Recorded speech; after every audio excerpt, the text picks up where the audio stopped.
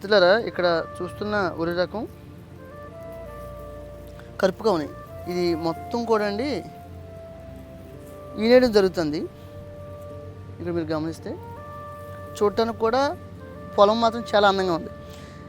ఈ మీ మిత్రులందరికీ, మన మిత్రులందరికీ కూడా ఒక విషయం చెప్పాలి. ఏంటంటే ఇది దాదాపు 160 నుంచి 170, 180 రోజులు అని చెప్తా ఉంటే చాలామంది రెండో పంట కింద కూడా చాలామంది మిత్రులు ఎన్ని పండిస్తున్నారు ఏంటి అని నాతో మాట్లాడినప్పుడు నేను ఒకటే చెప్పానండి. ఇది ఎక్కువ కాలం పంట అండి. ఇది బ్లాక్ రైస్. ఇది కూడా అంటే ఇప్పుడు దాళవాగా చేయకపోయినా సారవాలా చేయాలంటే అన్ని రోజులు చేస్తేనండి, అన్ని రోజులు అయితే మనం చేయలేము. 6 నెలల పంట అంటే ఏదన్నా తక్కువలో పంటలే అని అడుగుతూ ఉన్నారు. మనం విత్తనాన్ని బతికించాలండి.